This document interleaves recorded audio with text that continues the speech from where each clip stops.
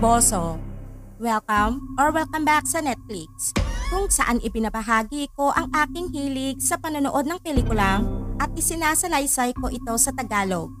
Kung nais mo ng ganitong mga content, make sure to subscribe and turn on all notifications so you will get updated sa mga susunod ko pang videos. Ang pelikula na ating matutunghayan ngayon ay base sa tunay na buhay at ito ay pinamagatang The Conjuring na ipinalabas noong 2013.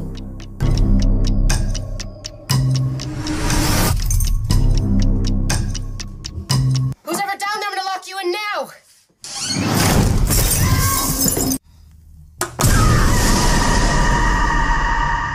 Sa panimula ng pelikula noong 1968, makikita ang mag-asawang sina Edward at Lorraine Warren na ibinabahagi ang kanilang lecture tungkol sa pagkamatay ng isang 7 taong gulang na si Annabelle Higgins na sumalib sa isang manika.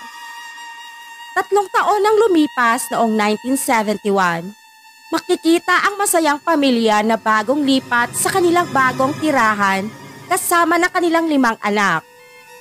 Pumasok na ang mga bata, subalit ang kanilang aso na si Sadie ay takot at hindi sang-ayon na pumasok sa loob. May 5 anak silang babae. Ang batang si April ay nakakita ng isang music box sa ilalim ng malaking puno na may salamin. Habang naglalaro ang mga bata, isang piraso ng kahoy ang nasira ng mga ito. Ang kahoy na iyon ay nagtatago ng isang pintuan sa loob. Nang puntahan ito ng kanilang ama, nakita nito ang isang bodega na labis ang kadiliman na naglalaman ng piano at mga antigong mga bagay. Bigla na lamang walang tigil sa pagtabol ang kanilang aso sa labas na animoy nakakita ng mga nakakatakot na pangyayari. Kinaumagahan, nang magising si Caroline, napansin niyang marami siyang pasa sa kanyang mga binti at ang mga orasan sa bahay ay nakahinto lamang sa oras na 3:07. Ang kanilang aso ay natagpoang wala ng buhay ni April. Sa sumunod na eksena, makikita si Edward kasama ang isang press reporter na nasa basement, kung saan nila itinago ng kanyang asawa ang mga isinumpang kagamitan. Ipinaalam ni Edward sa reporter na lahat ng mga bagay na naroon ay isinumpa o ginagamit ng mga mangkukulam at pumaparoon ng mga kaluluwa isang beses sa isang buwan. Idinagdag pa nito ang tungkol sa isang manika na nagngangalang Annabelle Higgins na mayroong kapangyarihan ng isang demonyo. Makalipas noon, sa bahay muli ng mga Pearson kung saan tumigil muli ang orasan sa eksaktong 3:07 habang natutulog ang lahat. Bigla na lamang may humila sa paa ni Christine at may naaamoy na masangsang. Si Cindy naman na isang sleepwalker ay nakarating sa silid ni Andrea. Bigla na lamang tumama ang ulo nito sa isang aparador. Kinabukasan, napansing muli ni Caroline na may malaking pasana naman siya sa kanyang likuran. Nang lumabas naman si Roger sa kanilang bahay, napansin nito ang isang patay na kalapati na nahulog mula sa puno. Ang mag-ina na sina April at Caroline ay naiwan sa kanilang bahay. Napansin ni Caroline na may kausap ang kanyang anak, subalit wala siyang makita kung sino iyon. Inaya ni April ang kanyang ina na maglaro ng taguan at nang pasukin ni Caroline ang silid ni Andrea upang hanapin si April, kusa na lamang nagbukas ang pintuan ng aparador at may kamay na lumabas at pumalakpak. Nagulat na lamang si Caroline dahil nasa likod lamang ang kanyang anak. Pagkatapos nun, may humilang muli sa mga paa ni Christine. Ngunit sa puntong iyon ay mas lalong lumakas ang hatak kaya nagising ito. Nakita niya ang nakatayong tao sa may pintuan at binalaan silang papaslangin. Kasama nito ang kanyang ate Nancy, subalit wala itong makita. Ngunit may naaamoy itong masangsang. Ipinaalam lahat iyon ni Christine sa kanyang magulang at mga kapatid. Puno naman ng pasa ang buong katawan ni Caroline. Narinig niyang may mga batang naglalaro at naisip niyang puntahan ang kanyang mga anak. Ngunit natagpuan ng tulog ang lahat. Matapos nun, bigla na lamang nagkandahulog ang lahat ng photo frame sa dingding. At may narinig na tinig ng isang batang babae kaya sinundan niya ang pinanggalingan nito. Nang marating niya ang basement, biglang bumukas ang pintuan nito. Nakarinig siya ng kakaiba at sinubukang tumakas, ngunit biglang nagsara ang pintuan kaya nahulog siya sa hagdan at may nagdribble ng bola sa kanyang harapan. Ipinagpatuloy niyang muli ang pagtakas, ngunit biglang nabalutan ng kadiliman ang paligid kaya nagsindi siya ng posporo upang makita ang paligid. Isang pares naman ng kamay ang pumalakpak sa kanyang likuran upang takutin siya, habang siya ay nakakulong sa basement. Samantala, si Cindy naman na natutulog na naglalakad ay patuloy na inuuntog ang kanyang ulo sa harapan ng aparador sa silid ni Andrea. Nakita ng dalagita ang kapatid kaya kinuha niya ito upang patulugin nang bigla na lamang nagbukas ang pintuan ng aparador. Sinubukang buksan ng dalagita ito ngunit wala siyang matagpuan sa loob. At nang tumingin siya sa itaas, may nakakagimbal na itsura ng babae ang umatake sa kanya. Nang makauwi na si Roger, nakarinig siya ng panaghoy sa paligid. Nagmadali niyang binuksan ang pintuan ng basement at hinatak si Caroline paakyat at pinagsama-sama ang kanilang mga anak sa isang lugar. Sa sumunod na eksena sa isang university, kung saan makikita ang lalaking nagngangalang Edward ang nagtuturo ng lecture tungkol sa mga supernatural at isa si Caroline sa tagapagkinig. Matapos ng lecture, sinundan ni Caroline sina Edward at Lorraine upang imbitahan sila sa kanilang bahay at ipinaalam niya ang mga kakaibang nangyayari sa kanilang tahanan. Nang marinig lahat ng ito, nagpaunlak sina Edward at Lorraine kaya nagtungo sila sa tahanan ng mga person. Ipinaalam ng mag-asawang sina Roger at Caroline na ang sitwasyon sa kanilang bahay ay palala ng palala araw-araw. May masangsang na amoy sa buong kabahayan. May kumakatok ng 3 beses sa pagsapit ng gabi. Kinaumagahan, may makikitang nangingisay na ibon mula sa puno. At lahat ng orasan sa bahay ay tumitigil sa pagtungtong nito ng 3:07 na madaling araw. Ayon naman kay Edward, ang lahat ng iyon ay indikasyon na naroon ang espiritu ng mga demonyo. Matapos nun, nagtungo sila sa basement at nakakaramdam ng kakaiba si Lorraine kaya nagtanong ito kay Caroline sa mga insidenteng nangyaring iyon habang nire-record ito ni Edward. Sa kabilang banda, sinimula naman ni Lorraine na alamin ang tungkol sa misteryosong kaibigan ng batang si April.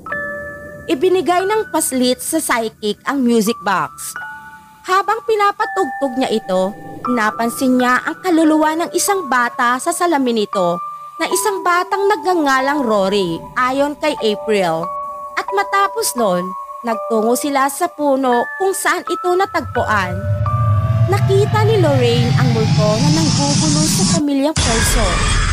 Ipinaalam ng psychic sa mag-asawa na ang bahay ay pinamumugara ng isang malaking demonyo at ito ay napakalakas na espiritu. Ibinahagi din niyang nakikita niya ang isang anino sa likod ni na Caroline, Roger at mga bata. Ayon kay Edward, kailangan nilang magsagawa ng exorcism doon. Ngunit kailangan nila ng pahintulot mula sa simbahan. Kailangan muna nilang mangalap ng ebidensya.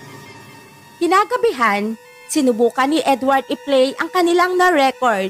Ngunit ang boses lamang niya ang naririnig at wala ang boses ni na Roger at Caroline. Ibinahagi naman ni Lorraine ang kwento tungkol sa lugar na iyon. Ayon sa kanya, isang lalaki ang nagtayo ng kanyang farmhouse doon at pinakasalan ng isang babaeng nagngangalang Bathsheba na gumagawa ng black magic. Sinunog nito ang kanilang 7 araw na sanggol upang ialay sa demonyo. At nang malaman ito ng kanyang asawa, ay nagbikti ito sa puno noong 1863 sa oras na 3:07 ng madaling araw. Matapos ng insidenteng iyon, marami na ang namatay sa bahay na iyon. Isang batang nagngangalang Rory ang nawawala at dahil sa pagdadalamhati ng kanyang ina, nagpatiwakal ito sa loob ng storeroom. Isang kapitbahay din ang nagpakamatay at isang bata ang nalunod sa pool doon. Habang nag-uusap sila, kusang nag-play ang voice recorder at sa puntong iyon ay maririnig ang boses ni Edward at ang boses ng nakakakilabot na multo sa oras ng 3:07 ng umaga. Kinaumagahan, bumalik muli sina Edward at Lorraine sa tahanan nila Roger upang mangalap ng ebidensya at maipakita sa simbahan. Isang pulis na si Brad at binatang si Drew ang nagpunta din doon upang tulungan sila na maiset ang voice recorder at camera sa palibot ng bahay. Napansin ni Lorraine ang larawan ng buong pamilya ni Roger, samantalang nagwisik naman si Edward ng agua bendita sa lahat ng silid ng bahay. Maya't maya, bigla na lamang nagbukas ang pintuan ng basement, kaya pumasok doon sina Edward at Lorraine. Ngunit wala silang matagpuan, kaya lumabas na sila at biglang nagsara muli ang pintuan. Wala silang nakuhang ebidensya ng gabing iyon. Kinaumagahan, lahat ay masayang nag-aagahan. Sinabihan ni Edward si Caroline na magpahinga na muna at sila na ni Lorraine ang bahala sa lahat. Habang kinukuha naman ni Lorraine ang mga tuyong damit sa sampayan, napansin niya ang multo ni Bathsheba na nakatayo sa loob ng tela at biglang hinangin ito patungo sa pintana ng silid ni Caroline. Nang mahulog ang tela, nakita ni Lorraine ang kaluluwa ni Bathsheba. Bago man makarating si Lorraine sa silid ni Caroline, sumalit na ang kaluluwa ng demonya sa ginang. Ang pulis naman na si Brad ay nakarinig ng boses ng babae at nakita ang kaluluwa ng isang kasambahay, kaya sobrang nahintatakutan ito. Si Nancy na naglalakad habang tulog ang tumungo sa silid ni Andrea at biglang nagsara ang pinto. Ang paglalakad ni Nancy habang tulog ay nakuhaan ng kamera at halatang hindi lamang siya mag-isa kundi may kasama ito, kaya lahat ay sinundan si Nancy. Ngunit hindi nila ito matagpuan. Ginamit naman ni Edward ang ultraviolet light upang hanapin si Nancy at natagpuan niya ito sa awang sa gitna ng dalawang dingding. Ipinaalam ng batang si April kay Lorraine. Sa tuwing natatakot ang batang si Rory ay nagtatago ito sa isang sulok. Pinuntahan ni Lorraine ang lugar na sinasabi ni April at nakita nito ang laruang pangbata, ang music box sa tabi ng lubid na ginamit ni Bathsheba sa kanyang pagpapakamatay. Habang tinitignan ito, bigla na lamang nawasak ang kahoy na tinatapakan ni Lorraine, kaya bigla na lamang nahulog pababa ito sa storeroom. Napansin ni Lorraine sa salamin ng music box ang kaluluwa ng ina ng batang si Rory. Naroon din ang kaluluwa ni Bathsheba, kaya nahintatakutan si Lorraine. Sinubukan nitong tumakbo, ngunit hinila ang kanyang kwintas, kaya naputol ito at nahulog.